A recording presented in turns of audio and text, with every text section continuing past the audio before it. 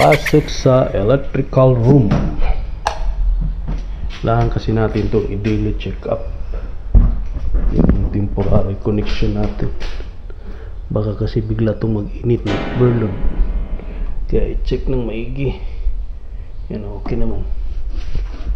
Medyo ano dito, ano, wala-wala na yung cobwebs. Tapos yung basigatero. Ayan. Pwede yung hawakan. Hindi, bawal yan. Loko lang. Ito yung temporary check up natin papuntang soundstage.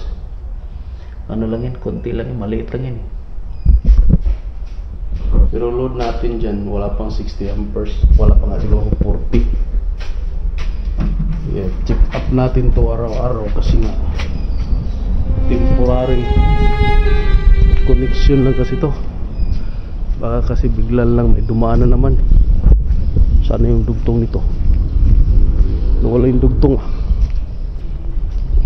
Dugtong kasi to eh. Sana yung dugtong. Wala atong. Hindi naman. Dugtong. Bates. 60 ampere na bates. Dugtong tapos may isa dito. Halos araw-araw ganitong ginagawa. Delikado kasi dito, dami mga pako, hindi safety sa paglalakad. Ayun o, ito yung dugtong ng Bates. So wala naman, okay naman, hindi naman siya uminit. 60 ampere na Bates connector Marinco. Tapos ito, ang laman nito number 8 na 3 wires. Ginawa lang 3 phase para mas malaki ang load. Sige, yan, okay naman. Pero yan nga, magulo nga dito, napakagulo. Ginawa ng tambakan, parang basura. Ginawa temporary cabling papuntang soundstage. Okay, labas na tayo. Punta na tayo ng soundstage. Titingnan kung okay ba sila doon. Dito yung dadaan. Tumawid no. Lakad. Daily routine. Parang exercise na rin. Lahan kasing i-check. Baka kasi may nag-lost connection.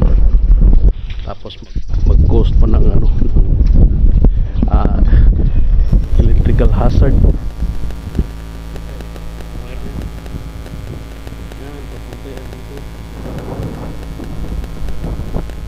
Tapos yung mga connection niya, nilagyan na ng konting safety, pero hindi safety. Nasa ilalim ang connector na naman. Yan. Bates 60 pa rin yan, papunta dun sa loob.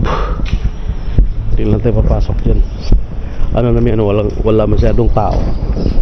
Minsan lang pinapasukan, kaya walang problema. Pero may dugtong pa rin dyan.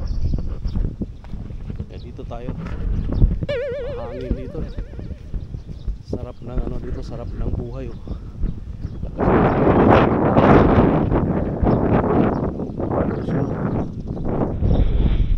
Taas kasi mahaba kasi shoreline pag yan. Tapos yung wire lumabas na naman dito, papunta na doon sa soundstage. Ito yung dinaanan ng wire. Yan, papasok ang wire. May ano lang yan dyan, parang may dalawang dugtong, pero tinignan ko na yung kahapon, okay naman. Tapos wala masyadong tao dito. Yan, papasok dyan. Tapos dito kasi ito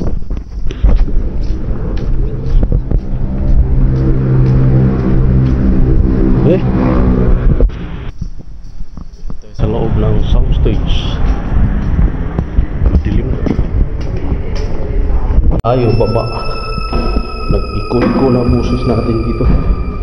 dito yung electrical room kailangan din ma-check araw-araw para maano. Buti na lang nakabitan na to ng ilaw. Yan, naka-open lang kasi to eh. In-open lang natin para temporary kasi to, para mas madali ang trouble.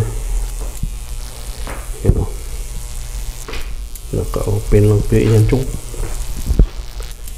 Pero tayo lang kasi pwede pumasok dito kaya okay lang. Tapos fly doon sa ano, sa kapilang panel board.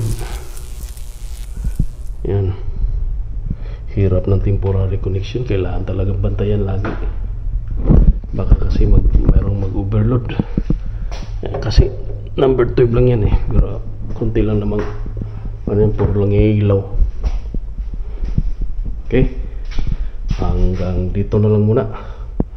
Thank you very much sa inyong lahat at tayo lalabas na, balik tayo sa taas.